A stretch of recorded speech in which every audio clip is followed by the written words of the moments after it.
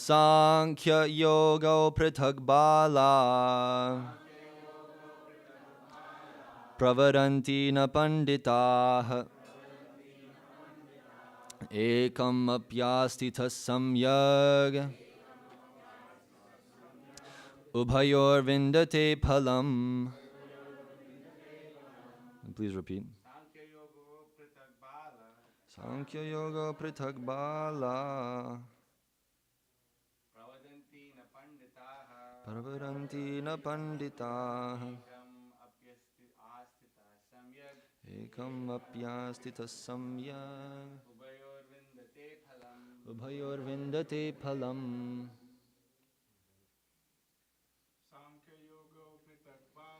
Sankhya yoga prithak bala pravaranti na pandita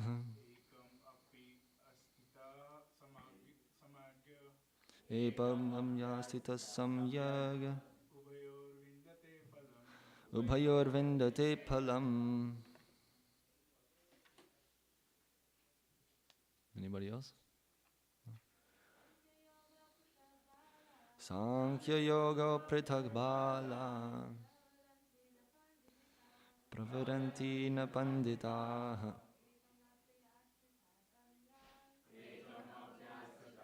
samyag ubhayor vindate phalam. Sankhya, analytical study of the material world. Yoga, work in devotional service. Prithak, different. Balaha, the less intelligent. Pravadanti, say. Na, never. Panditaha, the learned. Ekam, in one. Api, even. Asthitaha, being situated. Samyak, complete. Ubhayoho, of both. Vindate, enjoys. Palam, the result. Translation and purport by His Divine Grace, Srila Prabhupada Ki Jai. Only the ignorant speak of devotional service, karma yoga, as being different from the analytical study of the material world, Sankhya. Those who are actually learned say that he who applies himself well to one of these paths achieves the results of both. Purport. The aim of the analytical study of the material world is to find the soul of existence. The soul of the material world is Vishnu, or the Supersoul. Devotional service to the Lord entails service to the Supersoul. One process is to find the root of the tree, and the other is to water the root. The real student of Sankhya philosophy finds the root of the material world, Vishnu, and then, in perfect knowledge, engages himself in the service of the Lord. Therefore, in essence, there is no difference between the two, because the aim of both is Vishnu. Those who do not know the ultimate end say that the purpose of Sankhya and Karma Yoga are not the same, but one who is learned knows the unifying aim in these different processes. Om Ajnana Timirandhasya Jnananjana Shalakaya Chakshurun Militam Yena Tasmai Shri Gurave Namaha Shri Chaitanya Manobhishtam Stapitam Yena Bhutale Swayam Rupa Kadama Hyam Dadati Svapadantikam Vandeham Shri Guru Shri Yataf Parakamalam Shri Gurun Vaishnavamscha Shri Rupam Sagrajatam Sahagana Raghuna Tanvitam Tam Sajivam Sadvaitam Savadhutam Parijana Sahitam Krishna Chaitanya Devam Shri Radha Krishna Padan Sahagana Lalita Shri Vishakhanvitamscha. Hey Krishna Karuna Sindho Dinabandho Jagatpate Gopesha Gopika Kanta Radha Kanta Namostute Tapta Kanchana Gaurange Radhe Vrindavaneshwari Vrishabhanu Sute Devi Pranamami Hari Priye Vancha Kalpatarubhyascha Kripa Sindhubhya Evacha Patita Nam Pavanebhyo Vaishnavebhyo Namo Namaha. Nama Om Vishnupadaya Krishna Preshthaya Bhutale Srimate Bhakti Vikasa Swami Niti Namane. Nama Om Vishnupadaya Krishna Preshthaya Bhutale Srimate Bhakti Vedanta Swami Niti Namane. Namaste Saraswate Deve Gauravani Pracharine Nirvishesha Shunyavadi Paschatya Deshatarine. Jaya Shri Krishna Chaitanya Prabhu Nityananda Shri Advaita Gadadhar Srivasari Gaur Bhakta Vrinda. Hare Krishna, Krishna Krishna, Hare Hare. Hare Rama, Rama Rama, Hare Hare. Sankhya Yoga Pritag Bala Pravaranti Na Panditaha Ekam Apyastitas Samyag Ubhayor Vindate Palam. Only the ignorant speak of devotional service, karma yoga, as being different from the analytical study of the material world, Sankhya. Those who are actually learned say that he who applies himself well to one of these paths achieves the results of both. So, there's a lot of new faces, but what we do every week, we go through one verse of this Bhagavad Gita. We're in a section right now where Krishna, the Supreme Personality of Godhead, is eliminating some of the doubts and misconceptions of Arjuna. Specifically, he's addressing the misconception here that to be spiritual means to do nothing, to give up all activities and to go to the forest, to live in a cave, and to live a very simple life like that. And Krishna is now giving him knowledge so that he can understand what real spiritual life means. So in the past few verses, he's addressed the principles of renunciation and of action in Krishna consciousness, or action in devotional service. And in this verse, we're introduced to a new principle, a new subject called Sankhya. So this Bhagavad Gita is an ancient scripture, and like many ancient scriptures, the essence of all of it is theology. So here we're talking about knowledge of God, spiritual knowledge. But one thing that makes the teachings of the Bhagavad Gita special, and what makes it stand out when you compare it to other apparent religions in this world, is that it is a scientific book, that the teachings that we find in the Bhagavad Gita are scientific.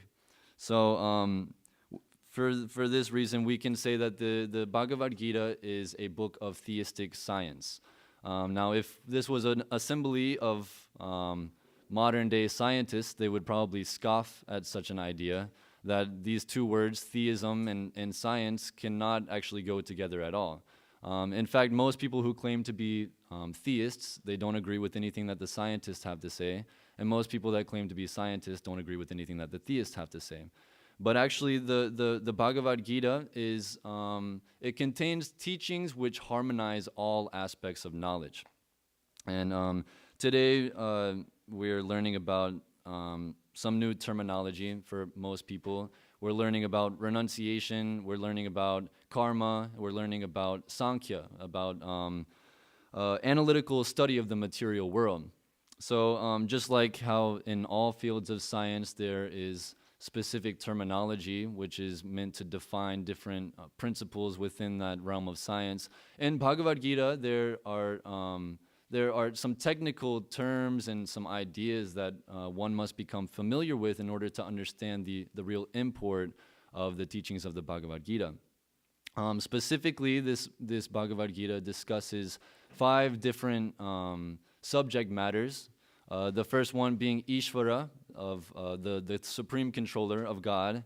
The second one being Jiva, of the conditioned living entities, all of us, the soul. Third being Prakriti, the material nature. Fourth being Kala, time. And then the fifth being Karma. So all of these have, like I was saying, we have Ishvara, we have Jiva. There's different Sanskrit terms which describe these different ideas in detail. But because the English language is not designed to understand spiritual knowledge, these ideas have to be expanded. So this Bhagavad Gita is, it's actually a very small book. It contains about 700 verses, but each and every text has a commentary by His Divine Grace Srila Prabhupada, and this commentary is the way that we can understand the teachings of Krishna. So these different aspects of knowledge can be realized in different ways. Here we're learning about 2 different paths, the path of Sankhya Yoga and the path of Karma Yoga. And both of these are being endorsed by Krishna. Nonetheless, to accomplish the real goal of knowledge, there is a very specific process that one must undergo. To accumulate knowledge means to gather information from the scriptures. Now, most people nowadays think that knowledge just means anything that you may conceive of, that you might imagine, that you might observe, that you might hear from any source or anything like that. But actually, real knowledge is information which has been gathered from the scriptures. And one thing that makes the Vedic scriptures very special is that it contains knowledge of all different aspects. You know, we have knowledge of politics, of biology, of astrology, of so many different facets of knowledge, even mathematics and things like this. So whenever this information is gathered from the scriptures, it is considered to be knowledge. And this knowledge is considered to be scientific whenever it's gathered from the scriptures under the direction of a genuine spiritual master. Whenever this information is interpreted without the help of a bona fide spiritual master, it is called mental concoction. And for the mental speculators, the conclusion is always nescience. But for those who follow the path of accepting the teachings of a spiritual master, they become eligible to have practical realization of the situation of God. So this is the process which is being taught in the Bhagavad Gita, and this is the process which has been followed by all great spiritualists since time immemorial. So this specifically right now, we're talking about, we're being introduced to this principle of Sankhya Yoga, which means the analytical study of the material nature. So this is just one very small part of the Bhagavad Gita, but many people, they can spend lifetime after lifetime actually trying to understand the different energies of God. This Sankhya Yoga can also be understood to be a theistic metaphysical philosophy, for lack of better terms, that by understanding the different energies of God, we can ultimately understand who is God as a person. And the conclusion of one who understands God as a person in this way, their conclusion should be to engage in practical devotional service of Him. And this is what Prabhupada is talking about in the purport. That this process of Sankhya is the process of finding the root of material existence. And he says that the soul or the root of material existence is Vishnu. Many people go lifetime after lifetime searching for this root of material existence, but we have the answer right here. And for one who understands that Vishnu is the root of material existence, his conclusion is that he must engage in practical devotional service of Him, which is understood as karma yoga. So there's one process of finding the root, and then there's another process of watering the root. And for one who is in real knowledge, this process of watering the root is fundamental. It is an intrinsic aspect of real spiritual life. So one who is in ignorance sees that these two things are different. That searching out the root and watering the root are ultimately different things, that there are different results achieved by the execution of such activities. But one in real knowledge who is following the scriptural knowledge in a scientific way under the guidance of a spiritual master, they both come to the conclusion that devotional service to the Supreme Lord is the sum and substance of the Vedas and is ultimately the goal of human life. So for one who follows this process of the accumulation of knowledge under the guidance of a spiritual master, like I was saying, the result is practical realization of God. What this means is that we can begin to understand God as a person, that we understand that God is not only existing within this material world, but He's also eternally existing outside of this material world too. So now we're stepping into the realm of transcendental knowledge. Transcendental knowledge cannot be gathered by mundane senses like your sight, like your hearing, like your touch, and things like this. transcendental knowledge must be heard from a spiritual master. Therefore, the only process for accumulating transcendental knowledge is this process of surrendering to a bona fide spiritual master. So we can understand God in different ways. There's different features to God, and to different perspectives. We can see God in different ways. But we understand from the scriptures that the ultimate feature of God is his feature of personality. That actually everything is emanating from the divine, eternal personality of the Supreme Personality of Godhead, who is eternally situated in his transcendental abode. He has nothing to do with this material world that we are in right now.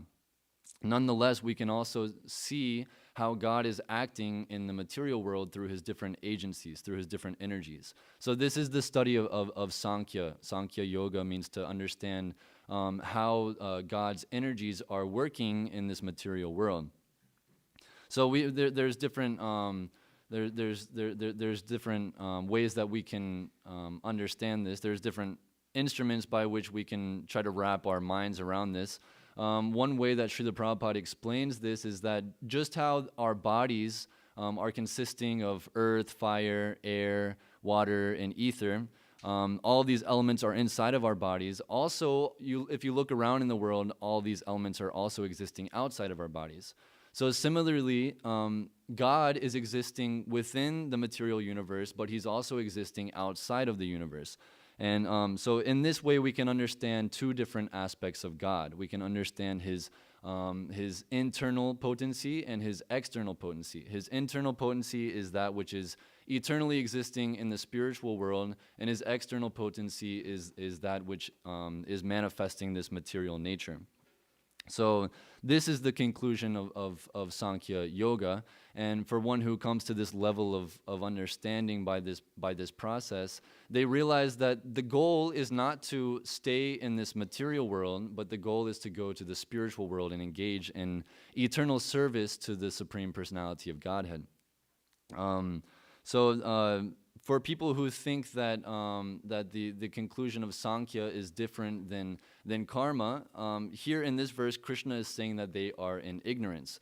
But actually, this is we don't have so much experience of this here in the Western world, but at least in Vedic culture, those cultures which are following these scriptures, there are different schools of philosophy, and even within different schools of philosophy, there are different traditions and things like this.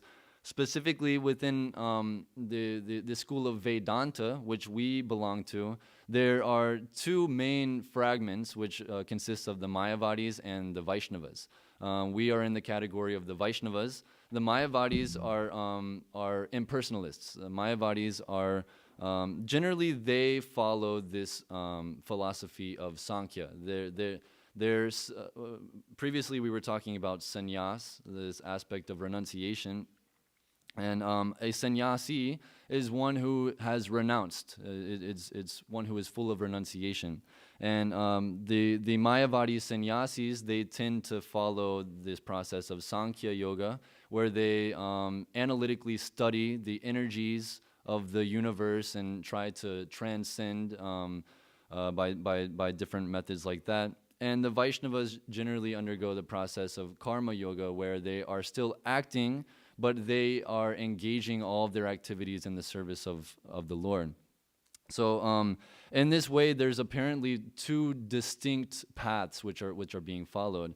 But actually, for one who is properly following both of these paths, the result is the same. That for one who is properly following the process of Sankhya Yoga under the guidance of a bona fide spiritual master, the conclusion is the same as one who is engaging in devotional service. And this is being told by Krishna himself. So this is being taught by Krishna to Arjuna to eliminate his different misconceptions. Most of us are coming to spiritual life with so many different misconceptions. The biggest problem nowadays is impersonalism. Like I was saying before, that if you follow the path of accumulating spiritual knowledge under the guidance of a guru, then the conclusion is to practically have realization of God. And this means realizing God in truth. But for one who follows the path of mental concoction without and interpreting information without the direction of a guru, the general conclusion is impersonalism. And this personalism ascribes God to be a non-entity.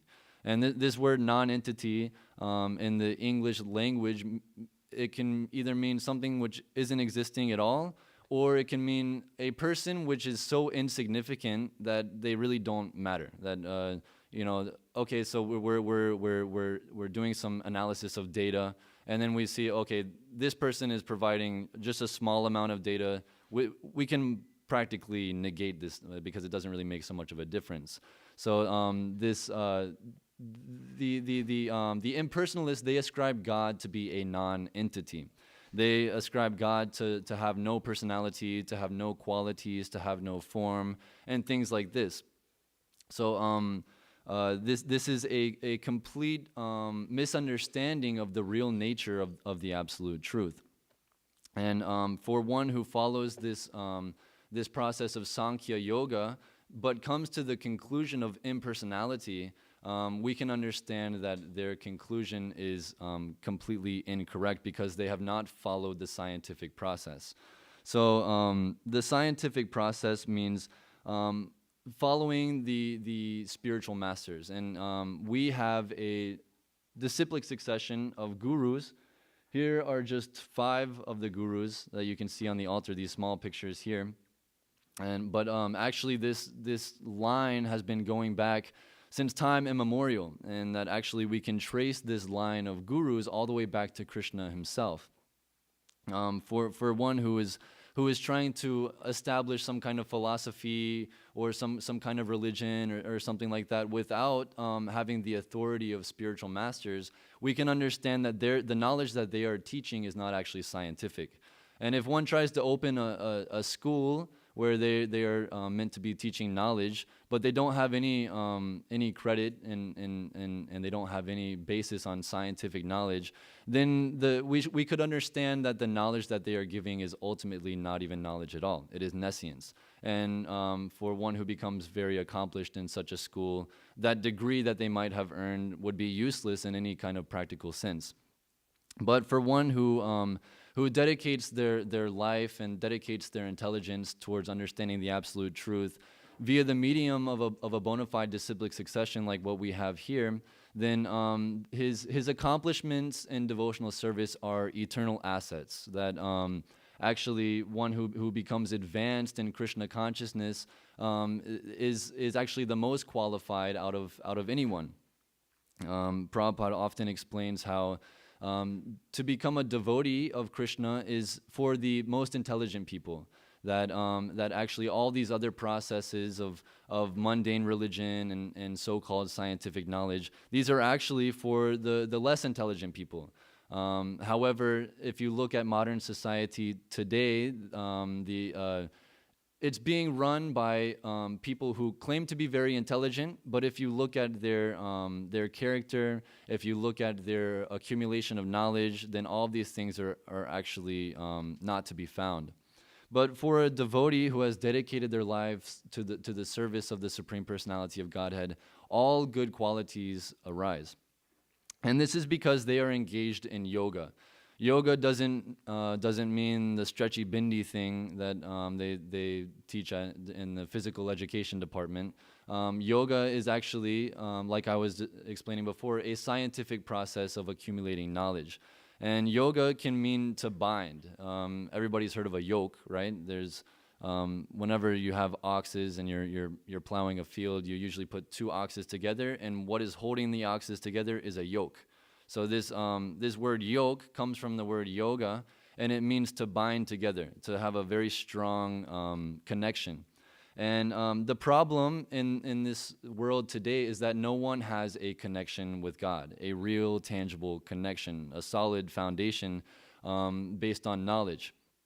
And the problem arises that they are not happy, and they are looking for so many different ways to be happy. But without that connection to their source, they can never be happy. For instance, if you take a branch from a tree and you disconnect it from the limbs and the main trunk of the tree, then it'll gradually dry up. That there's no chance for it to actually be nourished, for it to be happy, for it to have any fruits or anything like that. So this process of yoga is actually meant to reestablish our eternal connection with God.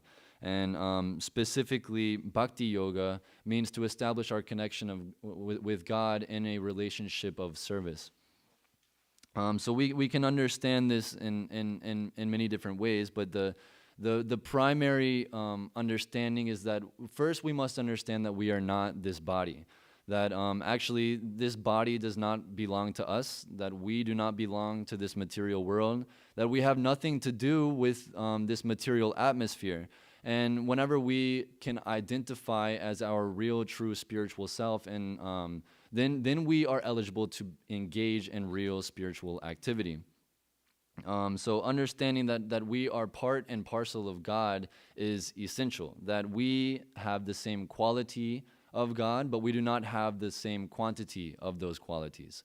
That each and every one of us is a spirit soul, and we are a spark of Krishna's supreme spirit, that we are all on the same spiritual level. But those of us who are conditioned in this material world, we are under the illusion that we belong to the material nature and that we are meant to enjoy the material nature and that this is how we will be happy. But for one who has awakened their Krishna consciousness, their dormant Krishna consciousness, they realize not only that they are not their body, that they are spirit soul, but that their primary duty and the primary function of their very existence is to be engaged in devotional service. So now we are kind of diving into the realm of dharma. Probably most people have heard this word dharma. It's become a very popular word which can mean religion, or it can mean philosophy or things like this. But actually, dharma is best understood as being the intrinsic value of something, the very nature of something. So we can understand that the dharma of water is to be wet, or the dharma of sugar is to be sweet, etc. But if water was not wet, then we can understand that it is in a condition which is unnatural for it. It might be frozen, it might be in the form of a vapor, but ultimately it returns back to its natural form as water whenever it's in normal conditions. So similarly, the spirit soul, we are in the unnatural condition of thinking ourselves to be the enjoyers of these bodies, that we are thinking ourselves to be a product of the material nature. But for one who revives his Krishna consciousness, he can understand that the real intrinsic nature of the soul is to be a servant of Krishna. So just how Krishna is everything and we are part of Krishna, we can understand that the different parts of the body are all ultimately meant to do one thing. And what is that one thing? Is to maintain the body. And how do we maintain the body? We have to give food to the stomach. So if the hand is thinking that, I don't want to give food to the stomach anymore, I want it all for myself, then the hand can't digest the food and it can't be benefited at all. But if the hand gives the food to the stomach as a sacrifice, then this is real, he becomes happy. Similarly, if the branch is attached to the tree, then it becomes nourished. So we can understand it in this way. So for one who identifies Vishnu as the stomach, for lack of a better word, of the universe, he knows that the real function of the soul is to engage in service of Vishnu. That if he withholds from doing this activity, then he will never actually be happy, that he will never be able to reestablish his connection with God. So this is the conclusion of Sankhya Yoga and Karma Yoga. And this is explained thoroughly in the Srimad, in the Bhagavad Gita, and specifically in the Srimad Bhagavatam. We understand that these teachings in the Bhagavad Gita we're just barely touching on these very, very vast and deep subject matters. But if you look back here, this stack of books, there's 2 stacks of books today. This is a whole set, these colorful books back there. If specifically in the third canto, chapters 25 through 33, we hear about the delineation of Sankhya Yoga by Kapila Dev, who is an incarnation of Krishna.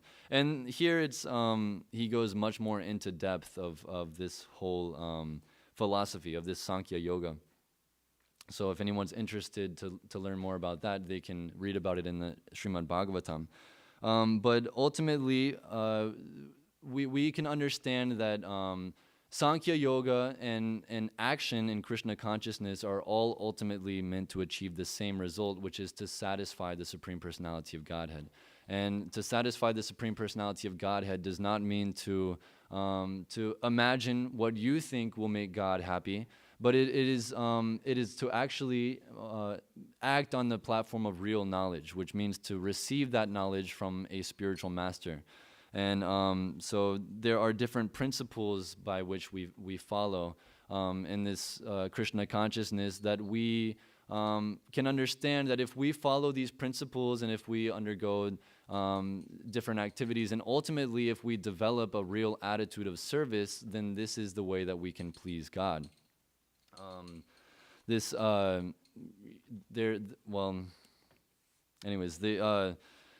Previously in this Bhagavad Gita, just at the beginning of this chapter, we're talking about the difference between renunciation of the demonstration of detachment from material existence, more or less, and also action on the basis of transcendental knowledge. We're talking about the difference of these two things, but here we're hearing that these things are actually on the same platform. They're actually the same if one is doing these things properly.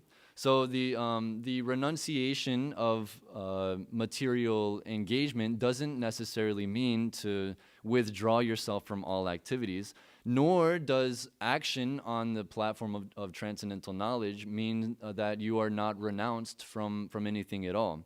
Actually, the harmony of both of these things is called devotional service. And for one who develops spiritual knowledge in the process of devotional service, then naturally this principle of vairagya or of renunciation, it naturally arises in them.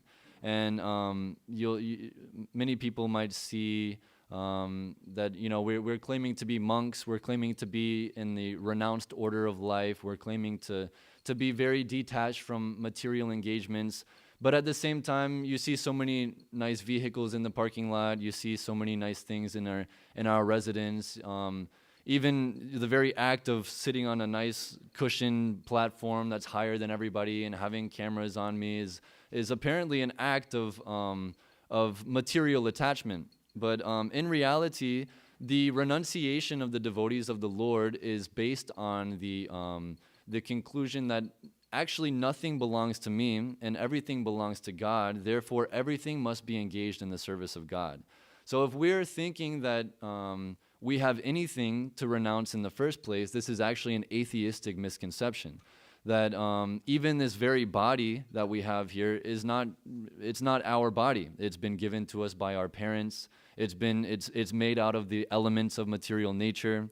We have nothing to do with the actual development of this body. It's going on automatically without us even trying to do anything at all.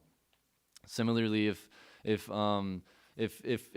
we walk into a bank and we declare that I have now renounced all of the money which is in the vault of this bank, then people will just think that we're crazy because the money never belonged to us anyways. It belongs to so many other people. So similarly, if we are thinking that we can renounce the material energy, we are under the misconception that the material energy is belonging to us, which is actually an atheistic understanding. The real understanding is that everything belongs to God, therefore everything must be engaged in God's service. So this is the process of renunciation which is being practiced by the devotees of Krishna, by the members of this Krishna consciousness movement. And for a materialist, it is difficult to identify the difference between mundane activity and spiritual activity, because in this process of spiritual activity, oftentimes we are engaging the material energy in this spiritual activity. So for one who after many lifetimes of developing transcendental knowledge, one may finally recognize that Krishna is the root of material existence. And on this understanding, one becomes eligible to engage in transcendental devotional service. And this is the conclusion of all different aspects of theology, of philosophy, of yoga, of religion. All of these things are ultimately meant to culminate in the awakening of love of God in the hearts of the living entities. And this cannot be possible unless one has some level of realization of the personal aspect of the Supreme Lord. That if one eternally remains on the platform of impersonality, then there's no question of awakening real love of God. And without the awakening of love of God, then the purpose of the human form of life is ultimately missed. And actually for one who is not acting on the platform of love of God, they are understood to be acting just like animals. That they actually just how the animals have no conception of religion, of God, of philosophy or anything like that. If a human being is acting in the same way, then actually what is the difference? The whole focus is on eating, sleeping, mating, and defending. So this process of Krishna consciousness is meant to elevate each and every person on with the process of cultivation of transcendental knowledge to the level of love of God. And this is the ultimate conclusion of all of the Vedas, the ultimate conclusion of all scriptures and of all bona fide processes of spiritual life.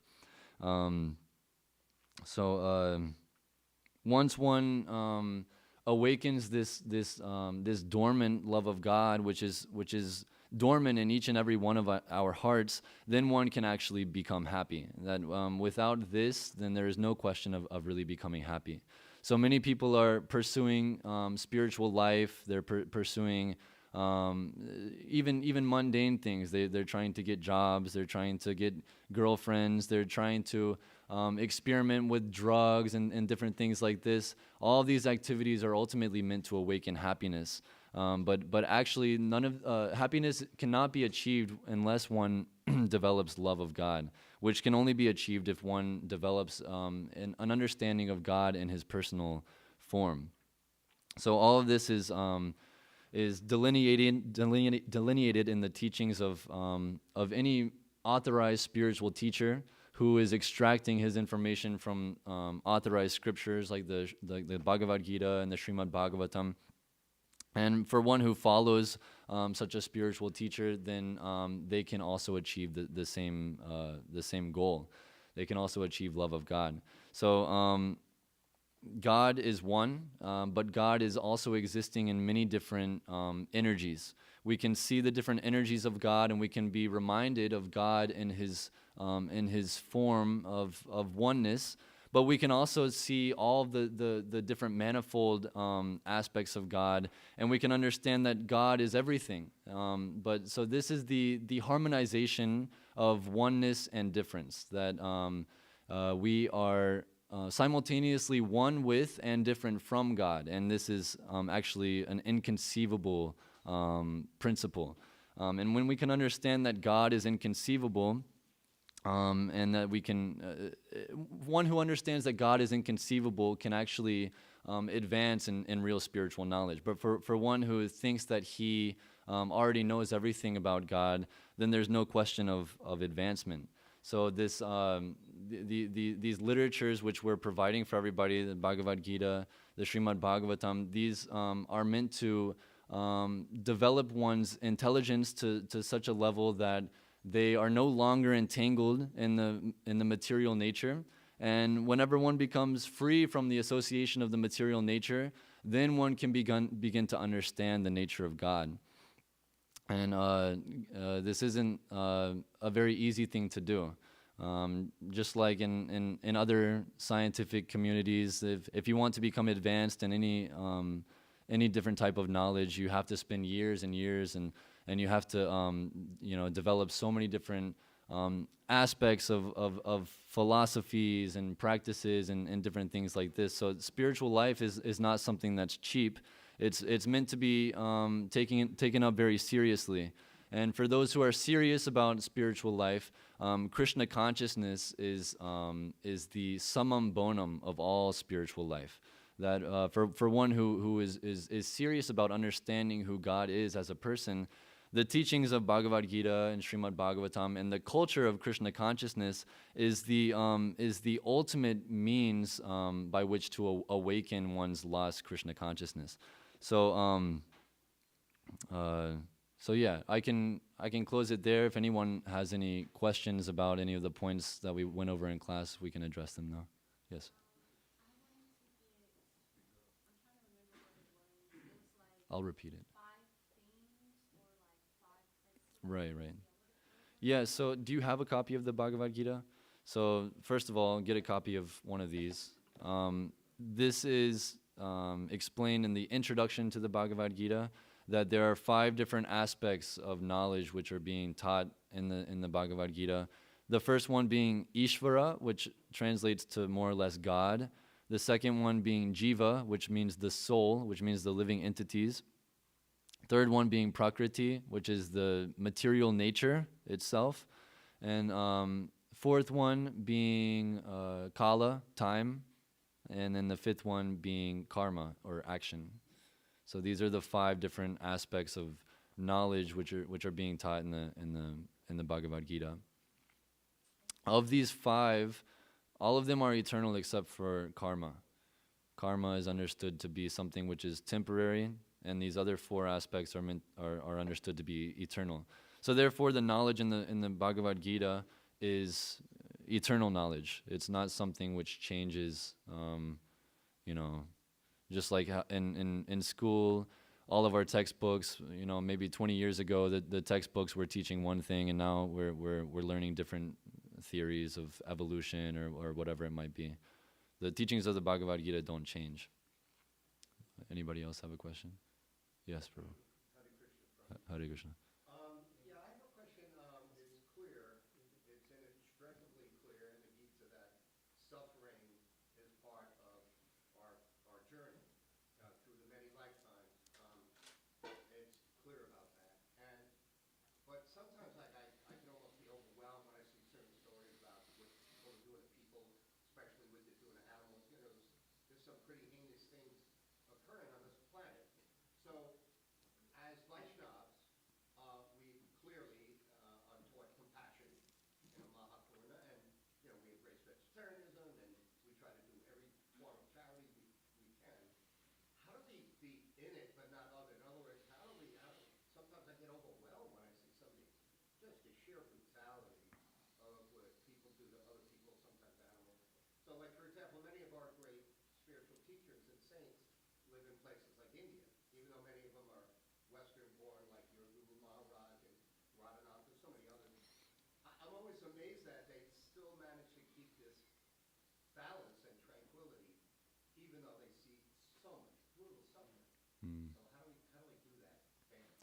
Yeah, so being Krishna conscious means that you've completely eliminated all material conceptions, that you might be able to observe these atrocities happening in the material world, but if you really know the nature of the material world, of course you can understand that it is full of suffering, but you also understand that it is temporary. And so one who sees this suffering going on, they don't get so involved with it because they know that it's actually temporary, that it's not lasting.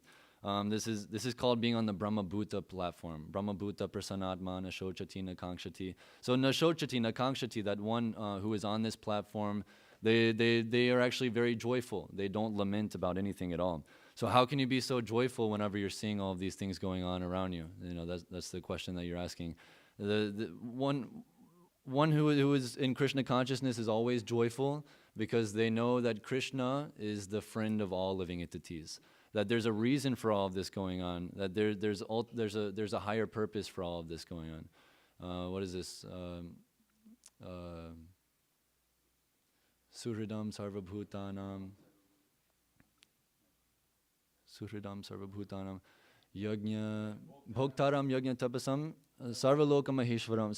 So one who understands that Krishna is the enjoyer of everything, of all sacrifices, who is also the Lord of all of the worlds, who is the controller of everything, and also understands that that he is the friend of all living entities, that type of person can be in peace. Nyatva mam shantim richati. One who is in knowledge of this, he actually attains shanti. He is actually peaceful. So peace doesn't mean running away from all your problems and hiding in the forest, in the caves. Peace can only be achieved by someone who realizes these different aspects of God.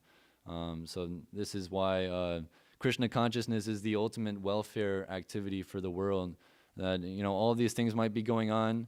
Of course, we try to promote vegetarianism. We try to promote nonviolence. We try to promote all of these different things. But these aren't intrinsic. We're not going out to riots. We're not going out and opening different charities and mundane organizations to root out these problems one by one. We are rooting out all of these problems by the execution of Krishna consciousness, by awakening this consciousness within everyone. Everyone can become peaceful, whether they're suffering or whether they're enjoying. So that's the beauty of Krishna consciousness. Ram Das Abhiram Prabhu had? Oh yes, Hare Krishna. Isn't it also understanding, as you say, Krishna's energy, that this is part of the Kali Yuga that we're living in, that these sufferings and these things that we see are part of the karmic debt that must manifest itself in debate. And as you say, we can't get caught up in what we already know is actually Krishna's divine plan for this age that we're living in, which is part of that karma. Right. Yeah, all of the problems in the world are ultimately caused by a lack of Krishna consciousness. A lack of God consciousness is causing so many different problems that if we actually are Krishna conscious, then we would see every living entity to be a servant of Krishna. So we wouldn't be killing all these animals, specifically the cow. We wouldn't be slaughtering so many animals.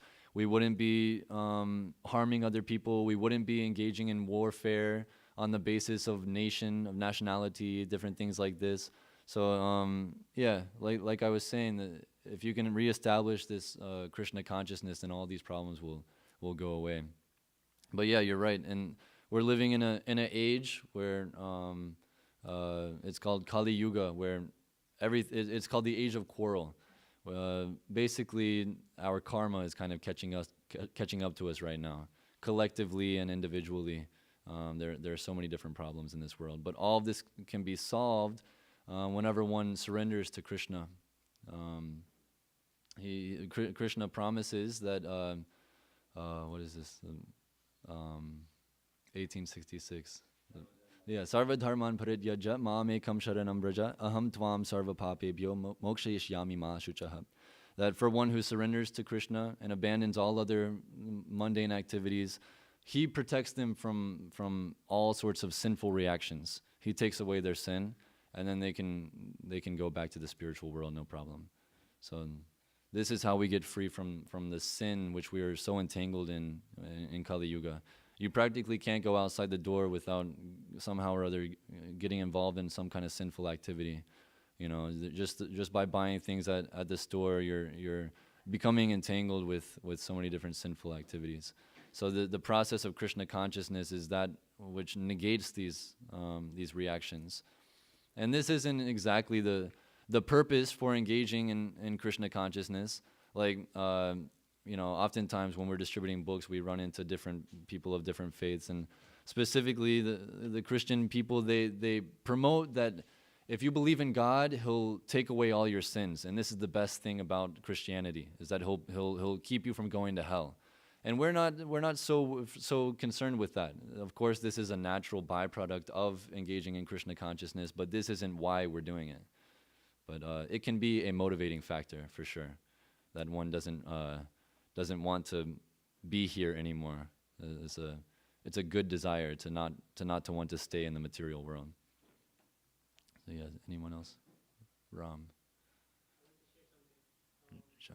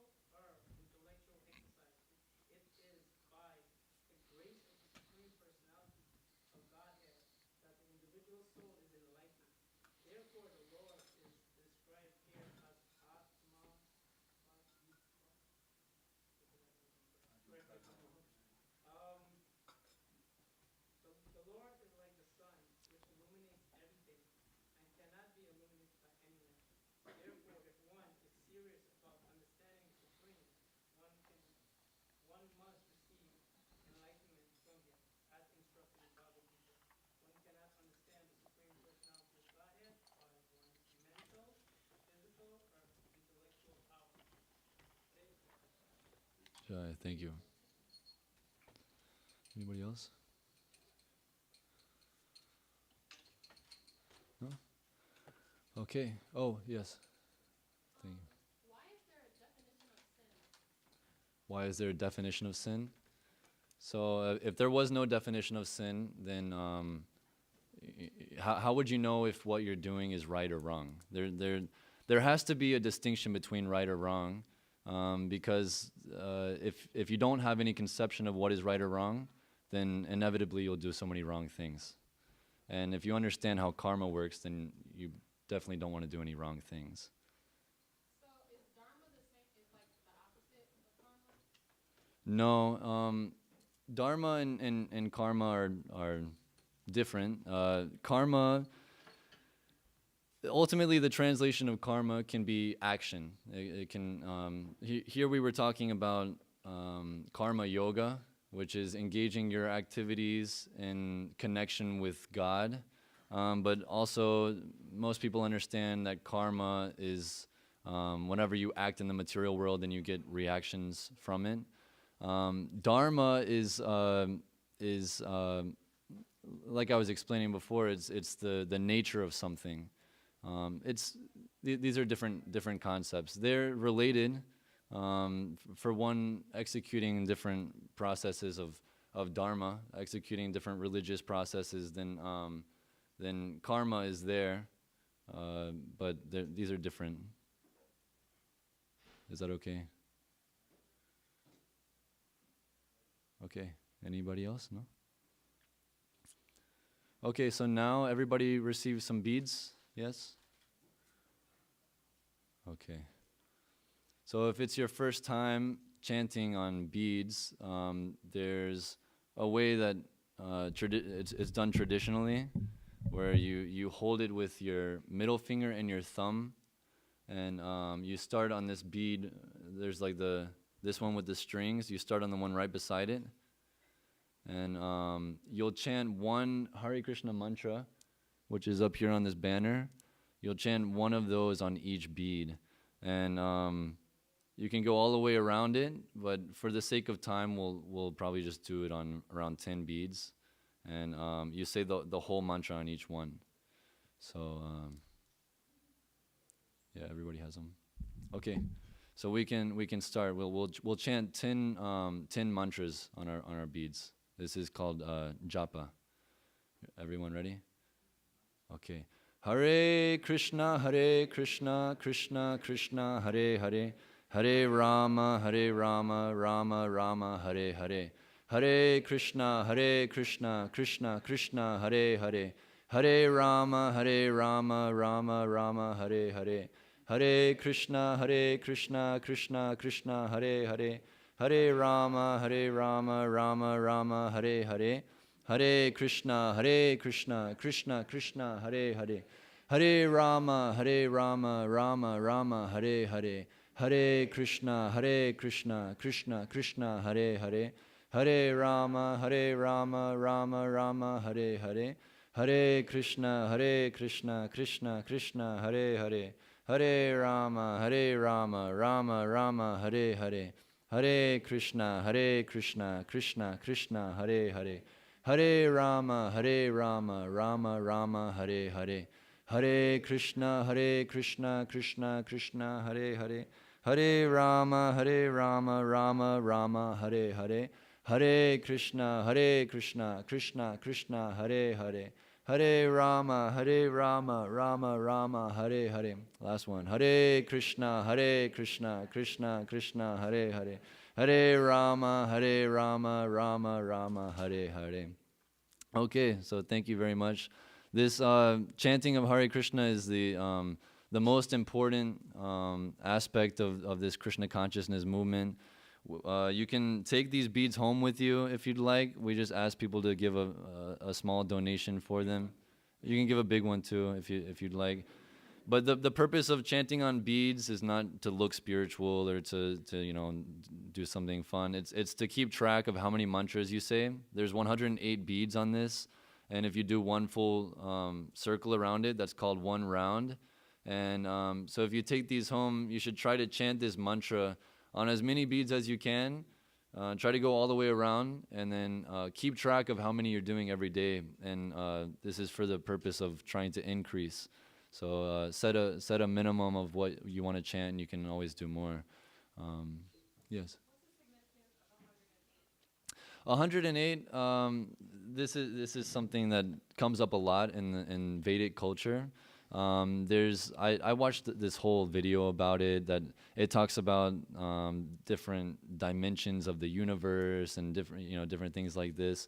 I'm not sure exactly why 108. This is just the tradition that we've done. It pops up a lot in the Vedic literatures. I'm not sure. Yeah. Do you have an answer?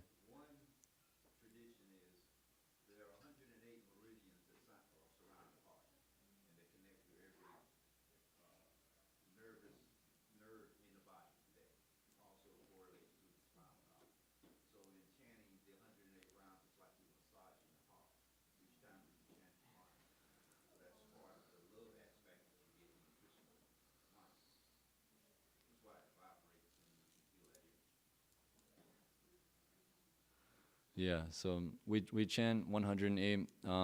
There's also you'll find this number coming up a lot. Krishna has 108 principal gopis. There's also 108 different types of cows that Krishna counts on beads and things like this. So we also chant like that. So yeah. Okay, so. Matsya Prabhu will do a couple of announcements. Yeah, right?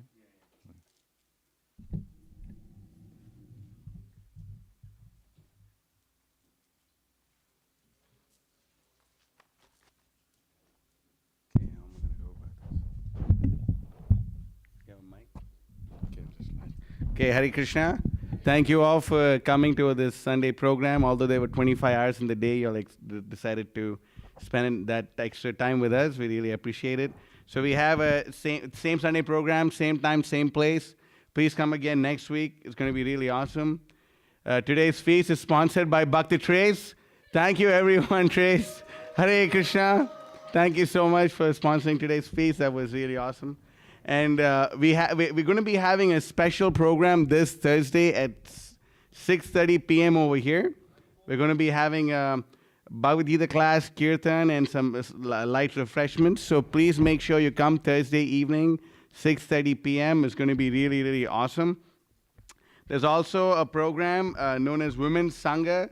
It takes place on Tuesdays at 6 p.m.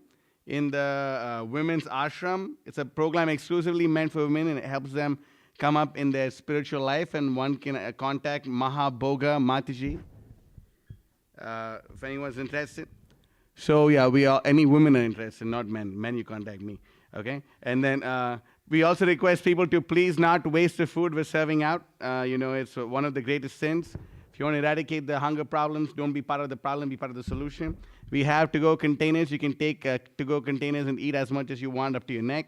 We also request people to please not serve themselves. We always have service to serve. And we request people also not to sit on the podium and the stage. And yeah, that's it. We have the most important announcement to make. Yeltsin, don't move. Can you move back? We got Ram. Don't worry, keep moving. So we got a huge stack of books then on the Srimad Bhagavatam.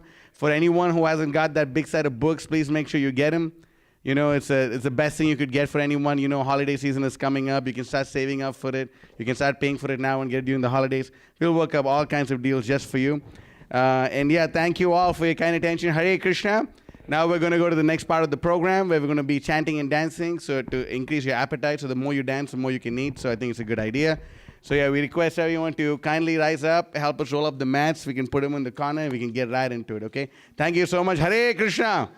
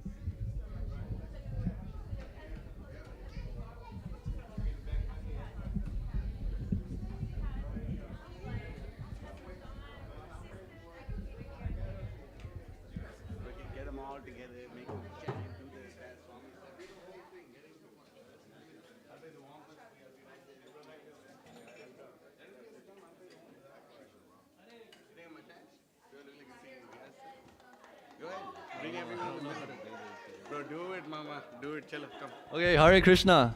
So we're gonna be dancing and singing. So everybody can move to the dance floor. Please come close forward. Everybody can move to the middle. Don't stand in the back. That's where only the cool people hang out in the middle. Okay. Then teach them this move. Yeah. Today we're actually gonna teach a new dance that we haven't done this before. Oh my. So what you can do, you can put your hands up, everybody hands up, and you can go like this to the beat. Wow. Put your foot to the side, your feet to the side. So everybody can practice that. It's called the Swami step. This dance is going down from disciplic succession. Wow. Okay.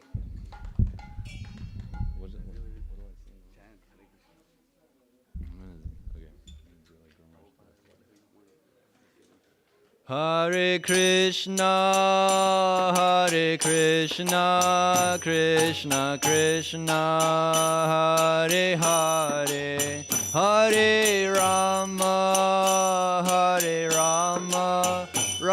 Rama Rama, Hare Hare, Hare Krishna,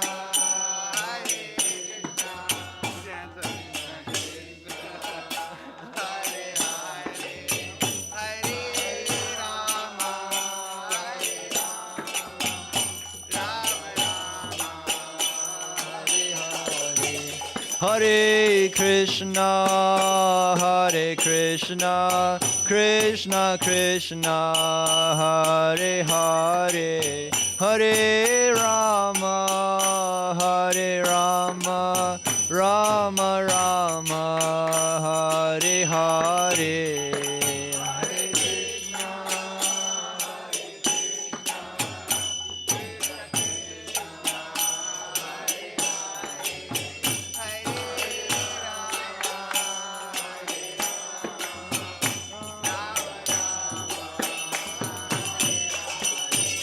Hare Krishna, Hare Krishna, Krishna Krishna, Hare Hare, Hare Rama, Hare Rama, Rama Rama, Hare Hare.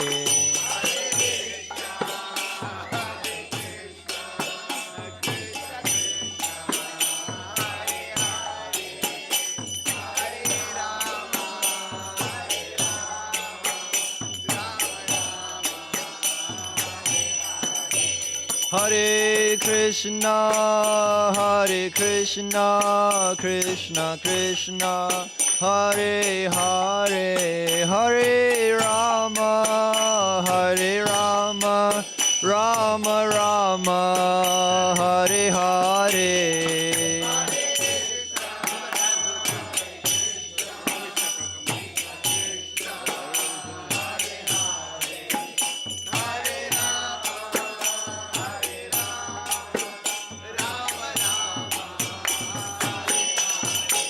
Hare Krishna, Hare Krishna, Krishna Krishna, Hare Hare, Hare Rama, Hare Rama, Rama Rama, Hare Hare.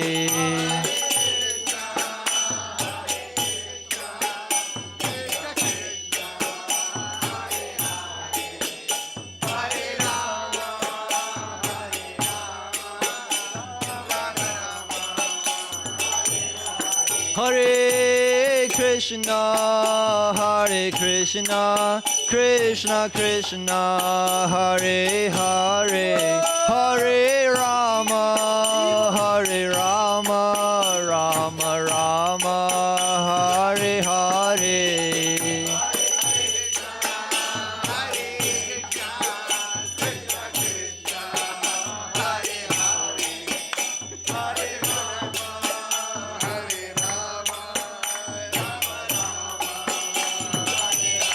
Hare Krishna, Hare Krishna, Krishna Krishna, Hare Hare, Hare Rama, Hare Rama, Rama Rama, Hare Hare.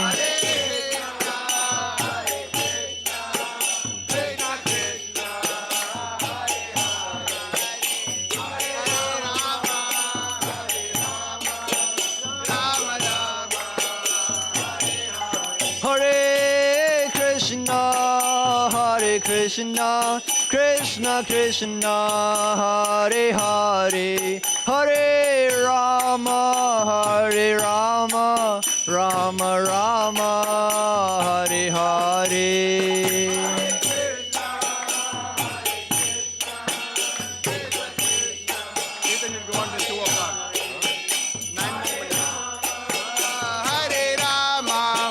Rama Rama, Hare Krishna, Hare Krishna,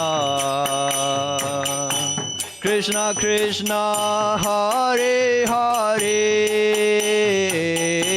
Hare Rama, Hare Rama, Rama Rama, Hare Hare, Hare Krishna, Hare Krishna. Krishna Krishna, Hare Hare, Hare Rama, Hare Mama, change the tune, Mama. Hare Krishna, Hare Krishna, Krishna Krishna, Hare Hare, Hare Rama, Hare Rama, Rama Rama, Hare Hare, Hare Krishna,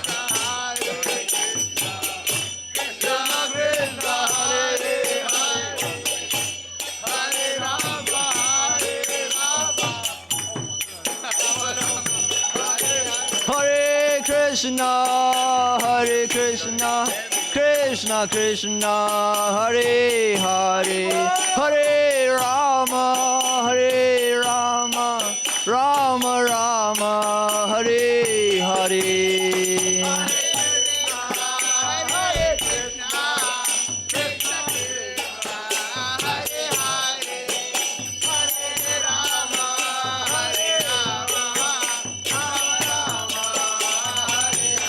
Hare Krishna, Hare Krishna, Krishna Krishna, Hare Hare, Hare Rama, Hare Rama, Rama Rama, Hare Hare.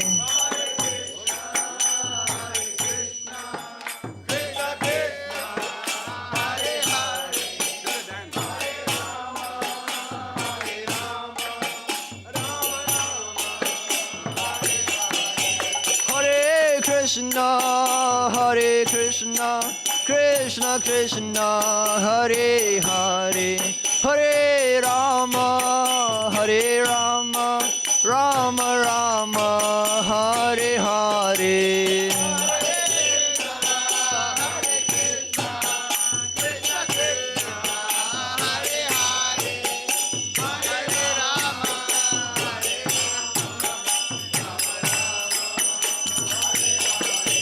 Hare Krishna, Hare Krishna, Krishna Krishna, Hare Hare, Hare Rama, Hare Rama, Rama Rama, Hare Hare.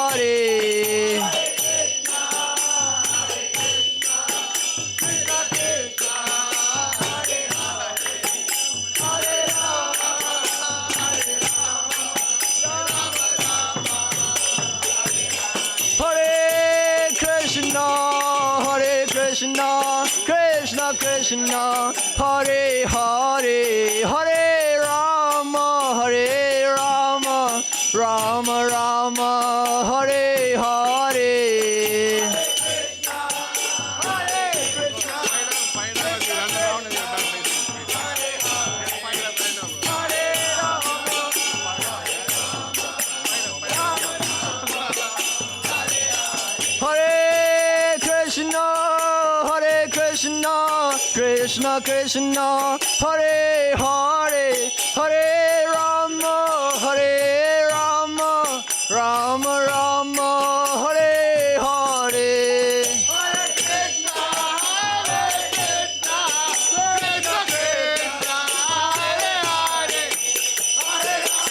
Rama, Hare Rama, Rama Rama.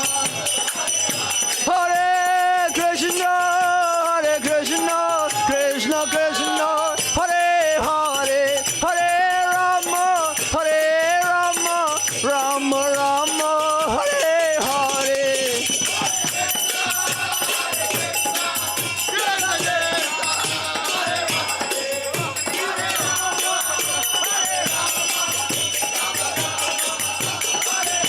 Hare Krishna, Hare Krishna, Krishna Krishna, Hare Hare, Hare Rama, Hare Rama, Rama Rama, Hare Hare.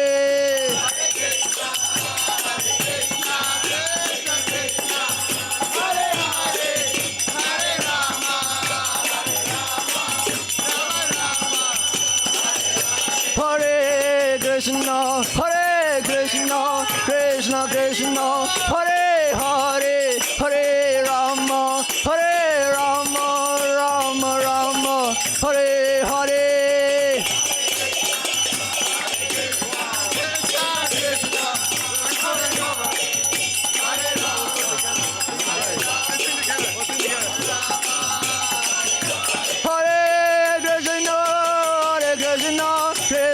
Krishna, Hare Hare, Hare Rama, Rama Rama, Hare Hare.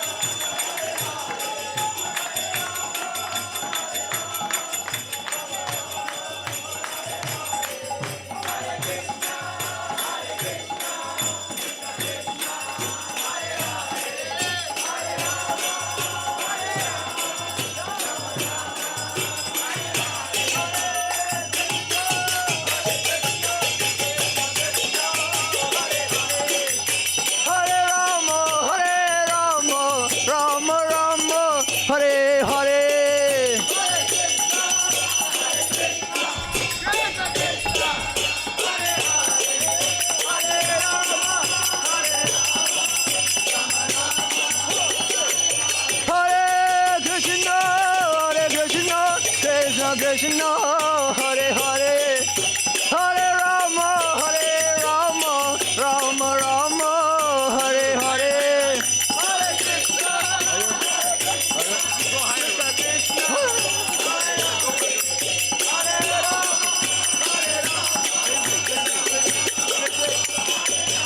Hare Krishna, Krishna Krishna, Hare Hare, Hare Rama, Rama Rama, Hare Hare.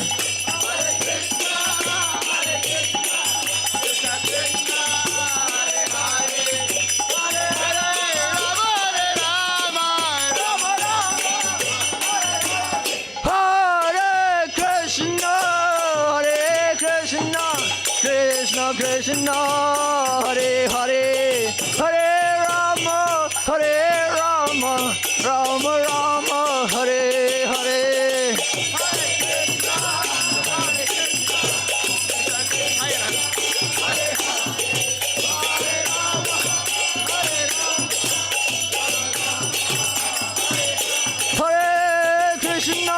Hare Krishna, Krishna Krishna, Hare Hare, Hare Rama, Rama Rama, Hare Hare.